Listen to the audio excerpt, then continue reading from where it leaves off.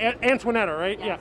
Yeah. We're live right now, and you had said that you live about about right there. eight houses down. 2 houses down from Two where- houses down. All right. So tell me what happened. And you said you were digging through the rubble to try and save people. I was in the house, I heard the explosion, I came out, I saw the smoke and running, and this gentleman right here, Dean, we met at the foot of the alley, at the mouth of the alley.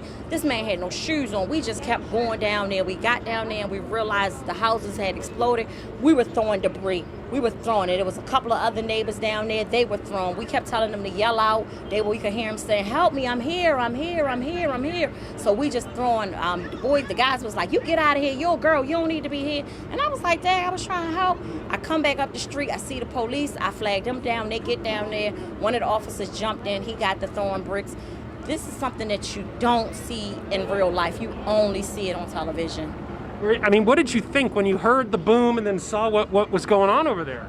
First, I thought it was my window air conditioner blowing up, and I went because the wood or the paper that I have in there, it had blew out. So I'm like, what in the world? But when I went out there, I didn't initially expect to be houses, maybe a transformer box from the heat or something like that, or maybe a car, or it was an accident where two cars collided in a big boom.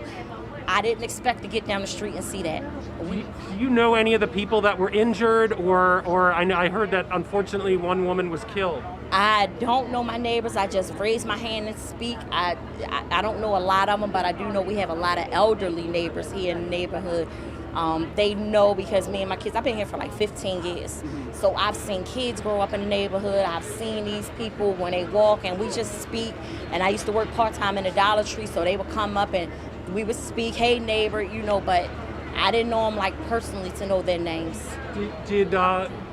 Did you hear anyone under the rubble when you were digging, or what did you hear? We heard them, "Help, help, I'm here, help, I'm right here, help me, I'm here, help me, I'm here, I'm here." And we kept telling them to call out, just keep yelling, call out, so that we could hear, so we could go and pinpoint the area where we needed to throw the rubble.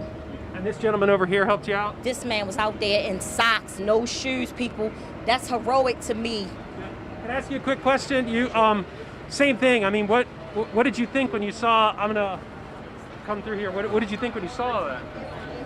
Man, it was the worst thing I've ever seen in my life, to be honest with you. I was sitting on the porch, and I just heard a loud explosion, and I saw a smoke plume go up in the air, and something just said, "Somebody's hurt bad." I took off, not even thinking, without shoes, just socks.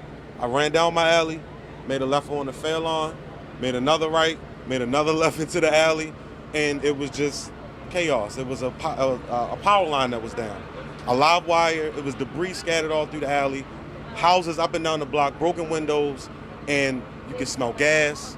And honestly, I didn't think. I just said, you know what, someone's in there. And so we went, me, this young lady right here, a couple other neighbors, and we just started digging. We started calling out, "Is anybody in here? If you're in here, can you say something so we know that you're here?" So we split apart, we went different ways, and we just did everything that we could do. So you were like the comforting effort, really, before even any fire crews got here, right? We were literally the first 5 people on the scene. The police department came, we told them "Hey, it's people trapped right here." So we stayed to assist them. The first fire department personnel that came, we stayed to assist them. We went brick to brick with them. We didn't leave. It was other people filming. We were just worried about trying to get people out. And once they said it was a kid in there, it's I lost it. It's I gotta get in here now.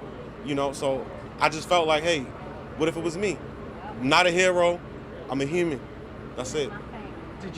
Does it give you some solace that 5 people were saved? I mean, what do you think about that?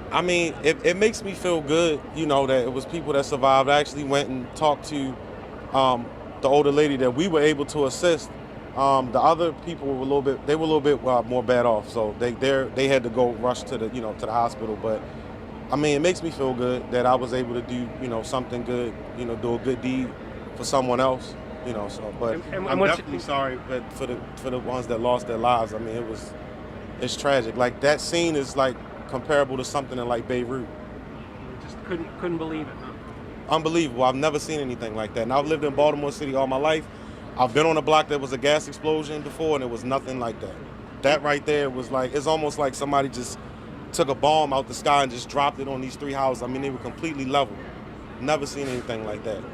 And what's your name? Dean Jones. Dean, Baltimore needs more neighbors like you. Thank you, sir. All right.